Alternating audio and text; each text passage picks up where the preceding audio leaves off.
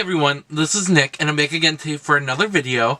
And today I'm actually doing a video on kind of a what should I do type thing, not for me personally, but to kind of help you guys as far as it comes buying these wonderful luxury items, whether it be brand new or pre-owned.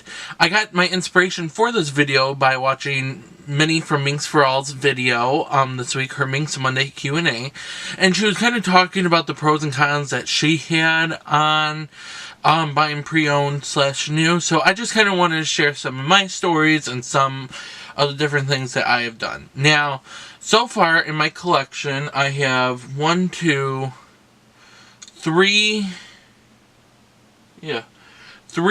or 4 brand new designer bags and 2 pre-owned bags. And then the rest of my items are all new. The only thing I've ever purchased pre-owned is a bag, now 2 bags. So as you can see, a majority of my collection is new.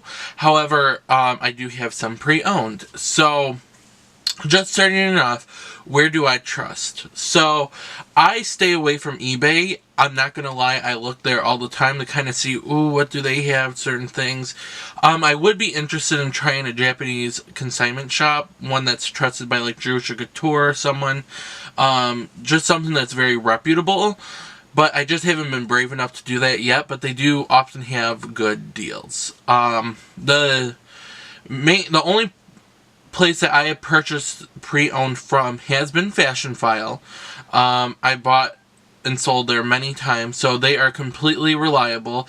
If you're doing it on a selling type thing, that'll be a totally different video, but don't expect to get as much as you want, because that's just not the reality.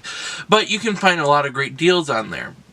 But just going over who I trust. So I trust Fashion File, I trust The Real, I trust Yogi's Closet, I trust Luxury Garage Sale. They are a great consignment company. You can follow them on Instagram. That's actually where Brooke from Pink to Paris had her event, and they sell very good and reputable pre-owned items. I have noticed their items are quite expensive, but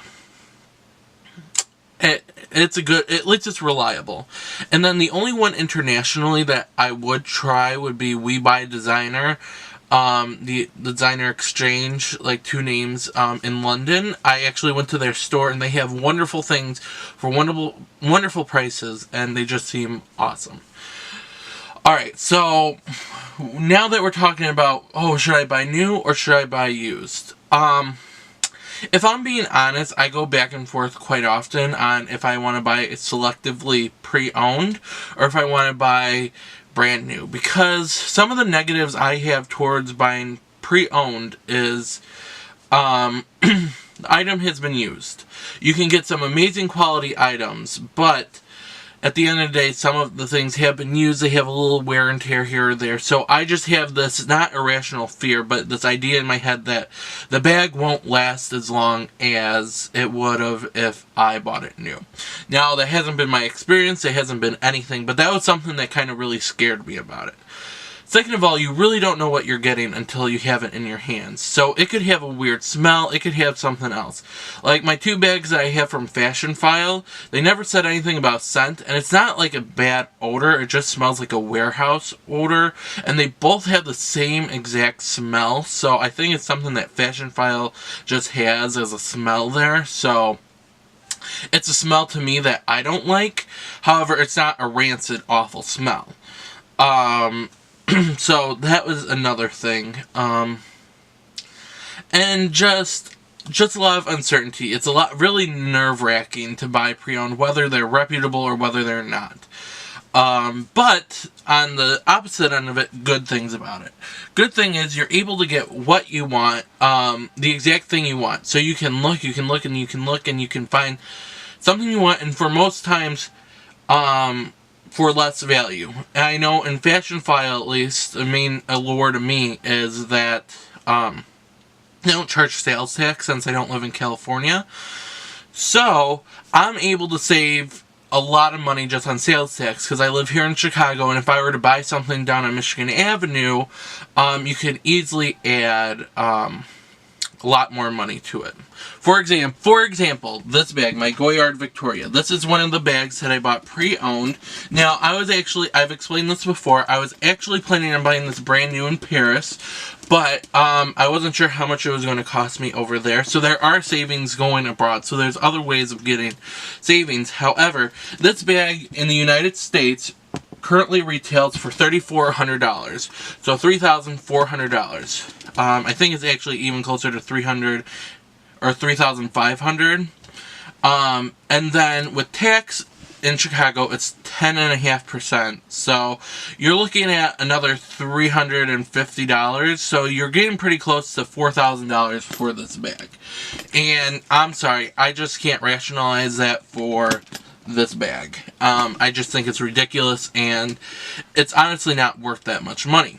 Now, Fashion File had it for $1,800, I believe it was. Somewhere along that park. So it was over half priced of what it was brand new. And it was in just slightly used condition, which I was completely okay with. And the reason I was okay with that is because I knew all the wear that it had on it would have been something I would have done myself, so it didn't really bother me that much, and I didn't feel like the wear that it had was going to decrease the lifespan of the bag. So I saved a ton of money on that, and that's one of the great opportunities you have. Another item that I purchased was my Louis Vuitton eye care in the Damier Ebene. When I went to go buy it brand new, because that's what I really wanted to do, I couldn't find it anywhere, so and my sales associate, who was the manager at the Louis Vuitton store, told me that it was being discontinued. So I was able to find it for, I think at the time it was retailing for $2,300. I got it for $1,500. And so it would have been $2,300 plus another, let's just say another $250.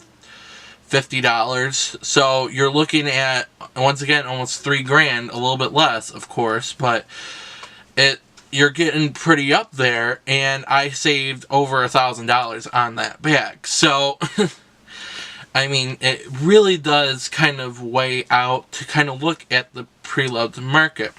Now, going new. Now, one thing that Minnie mentioned in her video is the high you get when you buy something new. Now, with me, this is my own story, my own experiences. Whenever I go into the store and buy something new, I feel like I'm going to have a panic attack and I'm going to freak out and I'm just sick.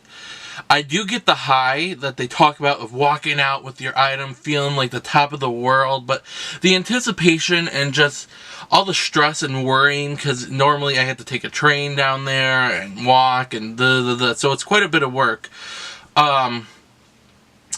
It just kind of scares me to drop that much money in one sitting. I just don't.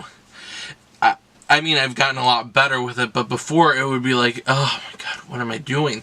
So now it's gotten better. I don't know if that's a good thing, but so I have all that worry. But buying pre-owned, I don't get that. If anything, I feel more excited longer because I purchased the item, so I'm really excited, and then I'm waiting for the box. I'm always one that is very anxious and just like, ooh, I'm getting mail like a 2-year-old, so I just get really excited that way.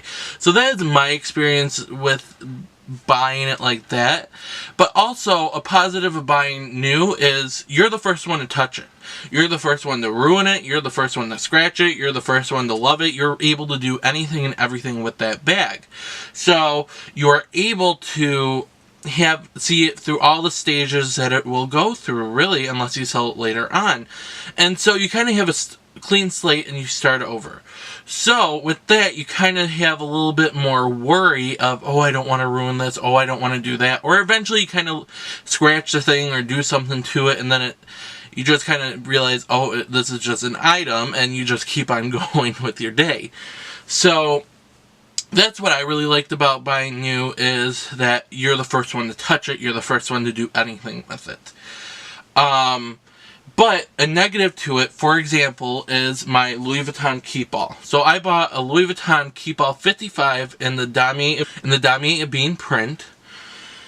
And I was so excited. That time I didn't have the nervous jitters. I was going in. I bought that. I bought a mini pochette. And I bought my large ring agenda all on that trip. And when I get home, I look over the bag and everything, and there's a huge gash in the leather part, like where the straps are, like the handles, and then there's the straps. On the bottom, there is at least my finger length worth of scratch, this huge scratch there. And that very much upset me. So I called the store right away, or like the next day, and said, hey, because I was right about to move downtown to go to school, like within the week. So there was no way I could go home or go back down there and exchange out the bag. And I was like, hey, this happened. What can we do about it? And they're like, oh, no problem, just bring it in. So it was about 2 weeks after I purchased it, and I showed them it, and they're like, yeah, we can't do anything about this. And I was like, what are you talking about? Well, we have no proof that you didn't do this yourself.